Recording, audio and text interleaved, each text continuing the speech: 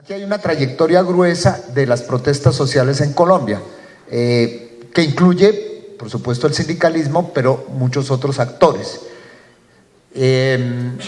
Antes de analizar rápidamente esto, pues debo señalar que en lo laboral la Escuela Nacional Sindical tiene un seguimiento, como llamamos, más cercano, más estrecho y, si se quiere, más rico de la protesta, de la lucha del movimiento sindical.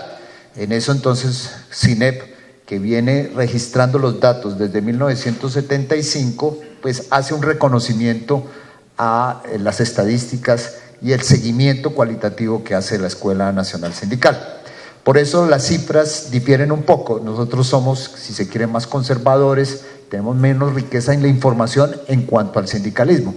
Obviamente la escuela en otros actores pues no tiene esa proyección.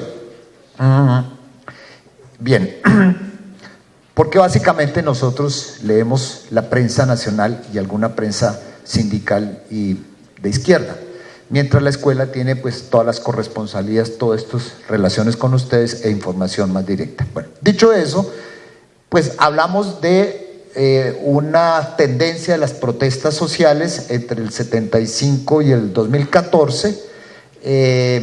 Hablamos de unas 20,000 protestas en todo este periodo, casi que diríamos unas 500 en promedio anual, pero por supuesto pues vamos a ver unos puntos altos, 74, 75, luego un poquito 85, 86, aquí tenemos también 99, sube con Álvaro Uribe Vélez, disminuyó al principio fuerte, subió al 2007, y en cuanto a luchas y protestas en general, 2013 ha sido el año que tenemos más registros, casi 1050 protestas.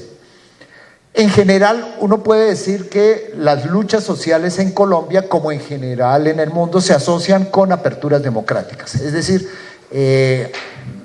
hay momentos en que, digamos, la democracia se presiona desde abajo o se posiciona un poco desde arriba, y esos momentos pues están acompañados con una irrupción, digamos, de más reclamos. O sea, funcionaría mucho la teoría de la oportunidad política. Pero eso tiene excepciones, o sea, estos más o menos aquí lo tenemos, el gobierno de Alfonso López Miquelsen, algunos de ustedes ni habían nacido en esa época, pero bueno, aquí ya sí les tocó un poquito más cerca, Belisario Betancur, Virgilio Barco, toda la cuestión de apertura democrática, etcétera. Curiosamente, la Constitución, la constituyente y sus secuelas no significan un incremento de la lucha, sino más bien una disminución, seguramente por las expectativas que abrió, etcétera. Viene el 99, que fue una movilización que tuvo que ver con el plan de desarrollo de Pastrana, etcétera, pero curiosamente también allí se abrían los diálogos del Caguán. Disminuye con Uribe, como había disminuido con Turbay, lo cual consolida un poco la idea de que más represión, lo que decía ahora Luciano, represión, más autoritarismo, pues por supuesto disminuye la posibilidad de protesta, etcétera. Pero curiosamente sube en 2007 unos registros muy altos. No tenemos una explicación detallada porque en teoría pues no es que el gobierno de Uribe Vélez se hubiera vuelto democrático de un momento a otro, sino tuvo que ver mucho con tema de transferencias.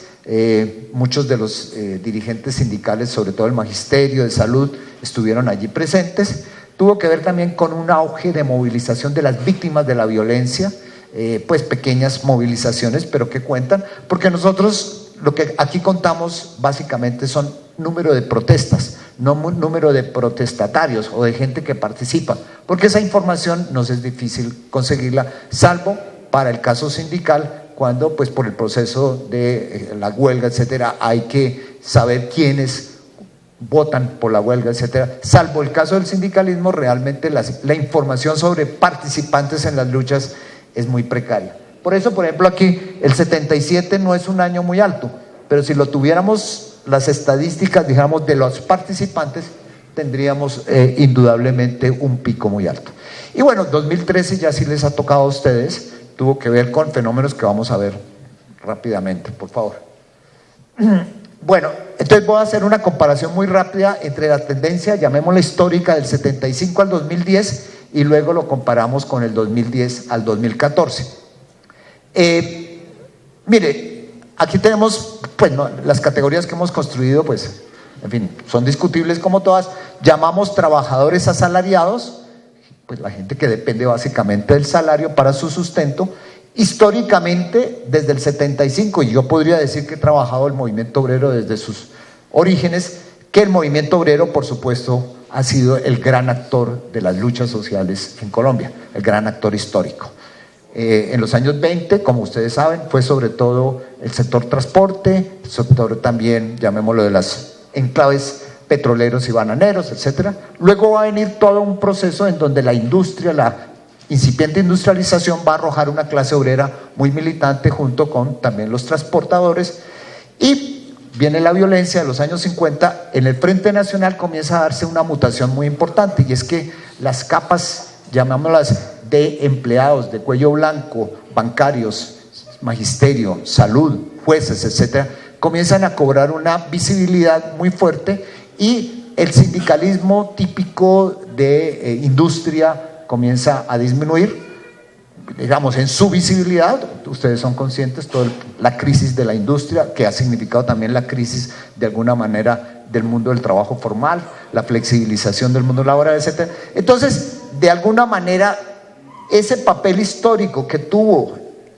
los asalariados, pues todavía se registraba, era el mayor actor, pero ya con un 27%, cuando si uno contara desde comienzos del siglo XX, pues tendría que hablar de un 50-60%, cuando la clase obrera era prácticamente el gran actor de las protestas. Luego viene una categoría, pues, que va creciendo, que son los pobladores urbanos. Pues, digamos, ya que a veces sabemos que el sindicalista es sindicalista, pero vive también en un barrio popular o un barrio en su ciudad, y a veces es también dirigente de esas acciones populares, pero claro, aquí lo conformamos un actor distinto según la protesta que se desencadena. Los campesinos tienen un tercer lugar, 16%, y los estudiantes el 14%. O sea, esos cuatro actores, los asalariados, los pobladores urbanos, los campesinos y los estudiantes, grosso modo, cubren más del 2/3 partes de las protestas, sino históricamente cubrían ese 2/3, incluso a veces más.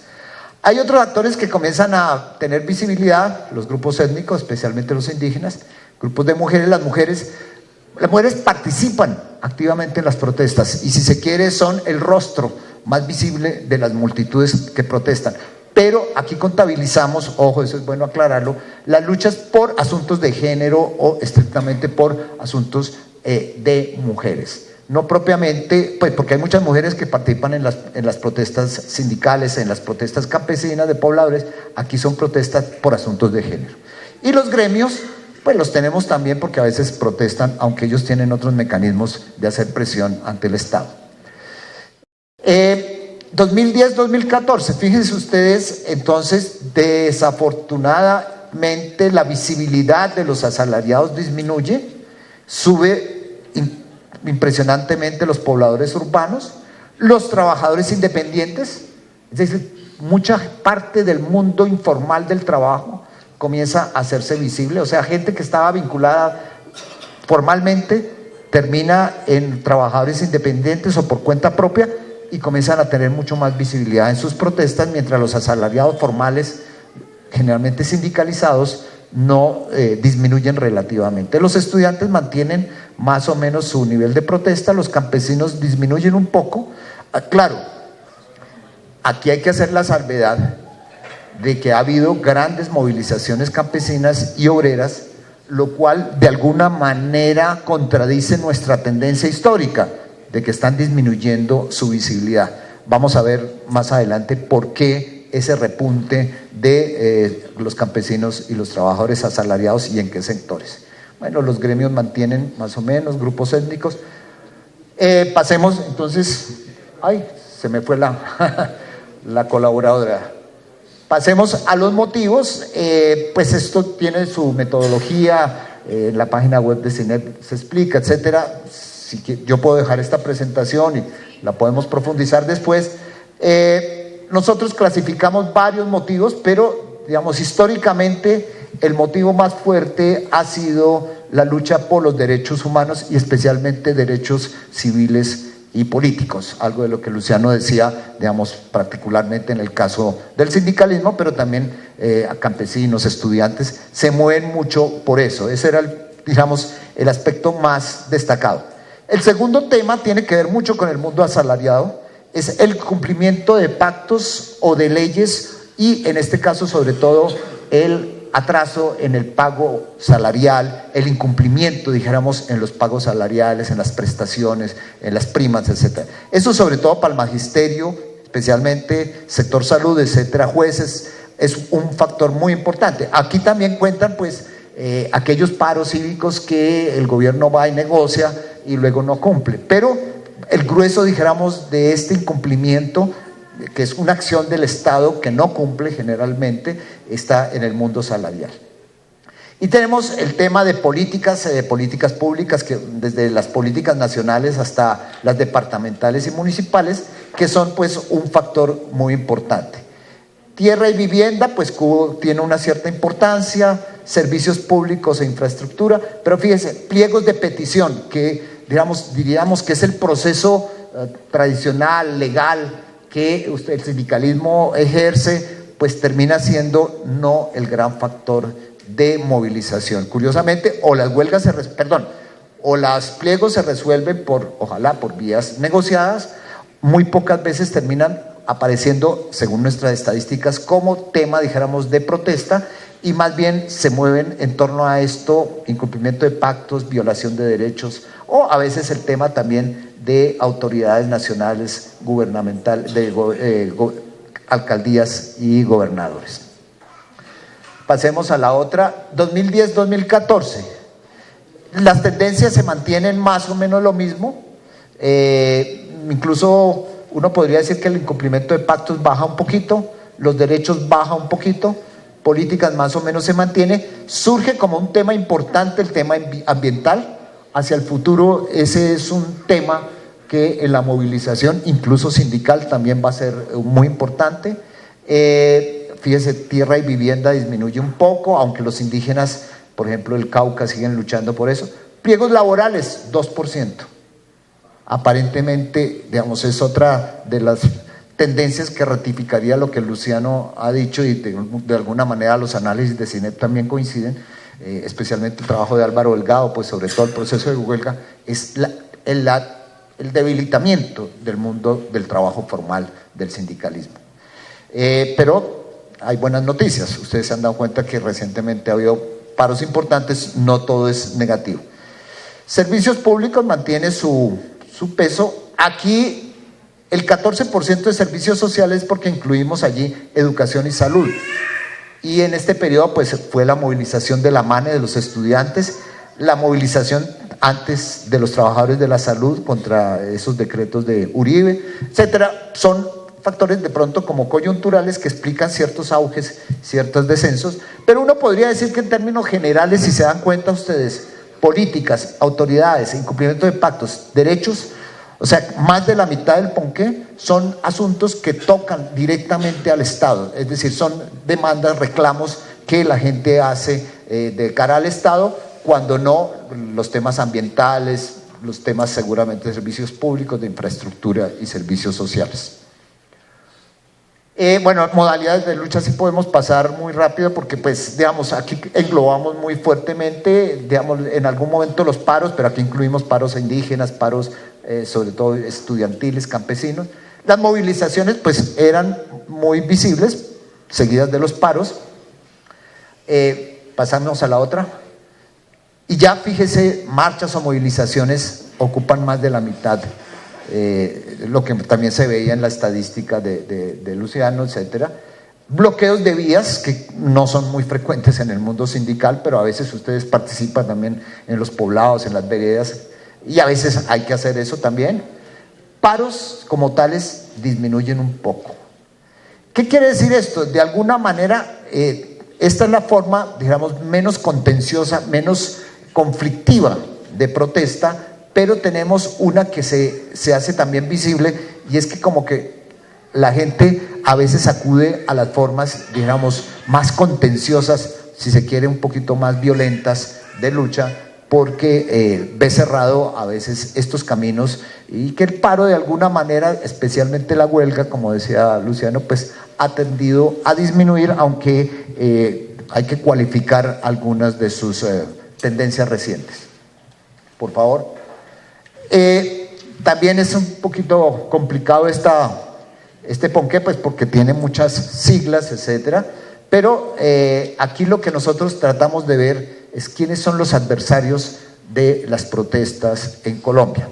Entonces, históricamente uno podría decir que tenemos un gran peso del Ejecutivo Nacional, 23%, se suman las empresas estatales nacionales, 25%, sigue el Ejecutivo Municipal, con algunas empresas estatales municipales, 19%, seguiría los entes privados, los grupos irregulares y luego el Ejecutivo Departamental, Policía, Fuerzas Armadas y bueno, hay un porcentaje alto de sin información.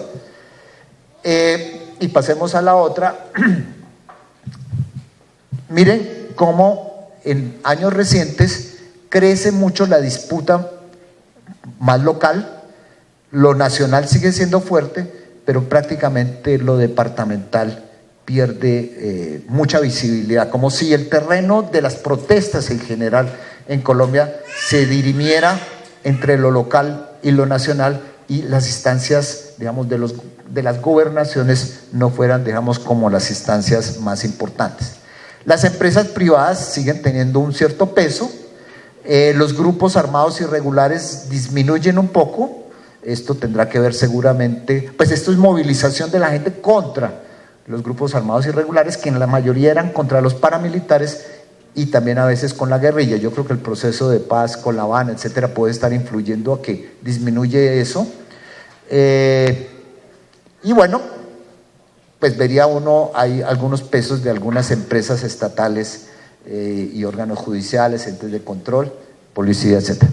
Sí, nuevamente constatamos, el 80% casi podríamos decir de las protestas en Colombia se dirigen al Estado en sus distintas instancias, especialmente, como les digo, municipal en los últimos años, nacional como tendencia histórica y tal vez menos hacia el tema, llamémoslo, de las gobernaciones. Aquí tenemos, pues esto también está georreferenciado con mapas, etcétera, pero pues el tiempo no nos da para entrar en tanto detalle. Quisiera como terminar con esto, desarrollando algunas hipótesis ya más explicativas pues para el debate y las preguntas posteriores. Aquí nuevamente contamos el número de protestas. Ustedes se dan cuenta, Antioquia históricamente, pues de 75 a 2010 era el departamento que más recibía protestas. Le sigue Bogotá, pues tal vez por obvias razones, Santander, Valle y Atlántico. Ahora vamos a ver pues algunas pequeñas variaciones en los últimos años, pero primero hay que decir que aquí hay un factor demográfico poblacional que, si se quiere, hay que controlarlo estadísticamente, ¿sí?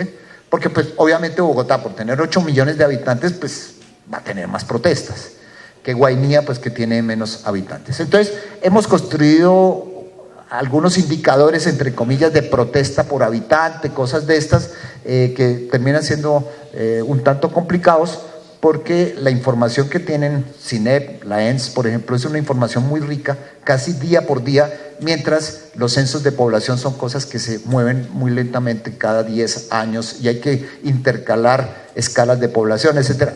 Eso es un ejercicio que se puede hacer. Ahora, a simple vista uno puede decir, ¿por qué Antioquia tiene más protestas que Bogotá si tiene la mitad de los habitantes, entre comillas, de Bogotá? ¿Por qué Santander supera, casi que iguala a Antioquia, supera a Valle y Atlántico, que son departamentos más poblados?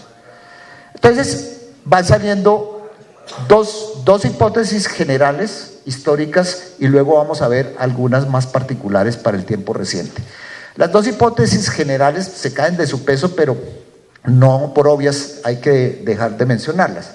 Una, la protesta tiende a estar asociada con, digamos, capacidad organizativa, bueno, lo que algunos llaman capital social, pero que a mí eso del capital no me gusta.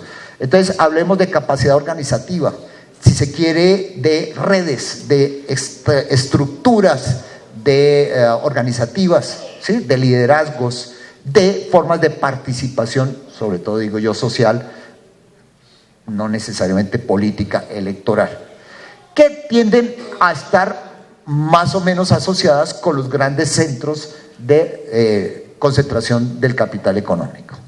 Entonces, digamos, digo, es muy obvio, pero una gran hipótesis explicativa de las protestas en Colombia es que allí donde hay más capital también suele ocurrir, pero por la acción humana, que hay, digamos, redes sociales, estructuras, sindicatos, etcétera. Entonces, por eso no es extraño que Bogotá, Medellín, Cali, Barranquilla, en fin, sean las ciudades, por ejemplo, que tienen más protestas. Pero allí aparece, por ejemplo, Barranca Bermeja en un quinto lugar, que no es la quinta ciudad de población de Colombia. Incluso aparece por encima de Bucaramanga. Y podemos comenzar a mencionar regiones como Urabá, etcétera, etcétera, que fueron, por lo menos en ese periodo histórico, de mucha protesta. Entonces vendría una segunda hipótesis que se complementa con la anterior, pero que tiene una dinámica distinta, y es que podría uno hablar de un círculo vicioso que ocurre en algunas regiones, sobre todo de extracción económica. Son regiones en donde se crean nuevos recursos, aparecen oportunidades de nuevos recursos, generalmente asociadas con extractivismo, ¿sí? Agrícola, minero, pero hasta turístico. Bueno, ya ustedes saben que el extractivismo ahora, incluso pues acabo de estar en Medellín en una conferencia de ciencias sociales en donde un colega de México denunciaba que también el aire, por ejemplo, la fuerza del viento está en este momento comercializándose. Pues ya vimos que el agua está comercializada, ahora el aire, en fin, ya la naturaleza, por supuesto, también está comercializada. Entonces, volviendo sobre esto, hay regiones en donde se abren nuevas fuentes de riqueza. Allí precisamente se hace presencia de los actores armados por la disputa de esos recursos y esos territorios, y allí en esos enclaves la acción especialmente sindical, pero también campesina, etcétera, se hace visible, pero está sometida a esas fuerzas de choque que es lo que arroja lo que Luciano y nosotros y mucha gente, incluso hasta un informe del PNUD en forma un poco más tímida, etcétera, reconoció, y es la violencia contra el sindicalismo, que toma especial fuerza, y ustedes, que son los encargados de los derechos humanos de la CUT, de los distintos sindicatos, saben más que yo, toma mucha fuerza en esas situaciones, o tomó. Ya de pronto, en algunos casos como Puerto Nare, etcétera, muchas formas de sindicalismo han desaparecido, pero tomó mucha violencia, ¿no es cierto? Pasemos a la última diapositiva de lo departamental. La variación es muy poco. Bogotá aumenta, Antioquia sigue, digamos, en segundo lugar, Bolívar, Santander, Atlántico, Valle, etcétera. ¿Qué pasa aquí? Pues que no se expresa tan fácilmente, y habría que ver la cuestión de mapas, etcétera. Y de pronto todas estas estadísticas agregadas a veces dicen cosas, pero pues ustedes, que son los que están en las regiones y conocen a la gente, saben exactamente qué es lo que está pasando. Yo aquí puedo estar especulando un poquito. Pero uno podría decir que esas dos tendencias históricas, una dijéramos más moderna y clásica de desarrollo capitalista, y es que a más capital, más concentración de riqueza, y también, por supuesto, a veces más concentración, digamos, de recursos sociales, redes, etcétera. Y la otra, la del círculo vicioso, que se establece en las zonas que se enfrentan, en las que se abre nueva riqueza, en donde yo puse, digamos, una forma del círculo vicioso, pero perfectamente puede ser que incluso las mismas expectativas de una riqueza generen una gran movilidad de gentes hacia la región, y eso a veces también está acompañado de la presencia creciente de actores armados que tal vez estaban cerca o allí, pero que se hacen más visibles, respaldando o aniquilando, destruyendo a las formas de protesta que aparecen. O sea, muchas veces pensemos Puerto Gaitán, por ejemplo, ¿sí? comienza la idea de la explotación, Pacific Rubiales, llega un aluvión de trabajadores, también algunas trabajadoras, menos.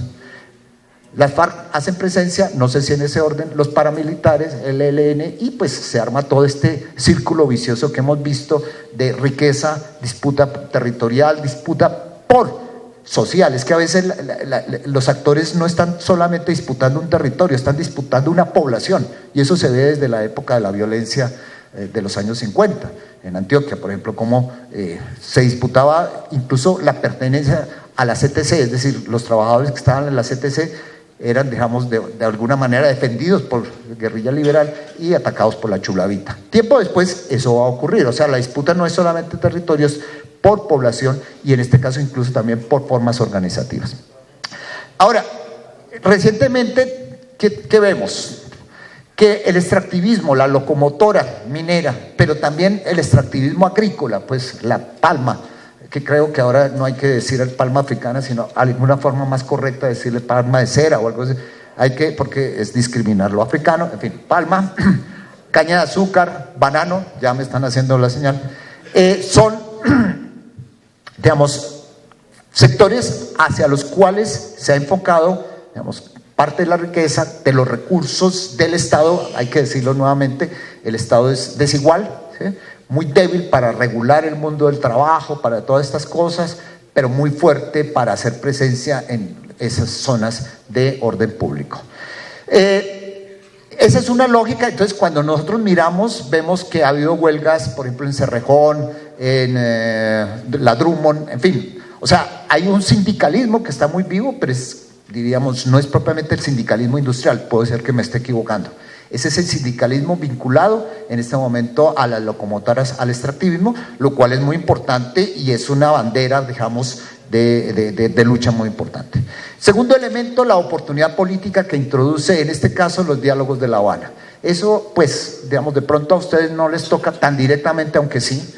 Yo creo que toda la negociación previa que se tuvo del TLC y la oposición del sindicalismo norteamericano, especialmente, digamos, el democrático, a formas de violencia, fue una oportunidad política también para el sindicalismo. Hay que seguir mirando eso, pues no es que nos confiemos en que Obama y todos los sindicalistas norteamericanos nos van a solucionar el problema, sino que hay que aprovechar esos resquicios institucionales. Entonces, los diálogos de La Habana son una oportunidad. No en vano, digamos, el punto 1 agrario fue un factor que dinamizó de alguna manera la protesta, sobre todo agraria, en 2013. No que los compañeros campesinos hayan dicho oportunistamente metámonos, no, pero pues, digamos, la misma reclamo, por ejemplo, de zonas de reserva campesina que se estaba discutiendo en La Habana, el reclamo que se hizo en el Catatumbo y que se hizo en algunas de las movilizaciones también de las dignidades.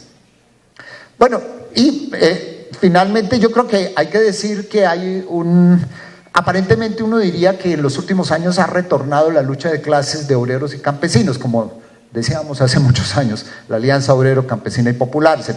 Es posible que esté retornando, pero no a la forma como la concebíamos por lo menos en los 70s y 80s. Yo creo que hay unas formas, digamos, de reclamo de autonomía territorial, que incluso a los sindicatos también les compete, pero sobre todo movimientos étnicos campesinos, un reclamo de dignidad, y también en el mundo sindical se habla de trabajo digno, los campesinos están hablando de dignidad. O sea, estamos viendo fenómenos de cultura política nuevos que hay que tener en cuenta, y por supuesto pues sigue vigente la lucha por las nuevas modalidades de violación de derechos humanos. Yo coincido con Luciano y termino diciendo, tal vez disminuyen los homicidios, las masacres, pero otras formas de amenazas, despidos, especialmente, por ejemplo, contra las mujeres.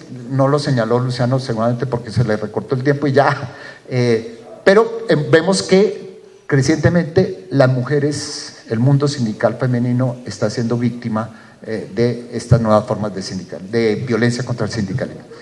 Gracias, perdónenme, pasé un poquito, pero...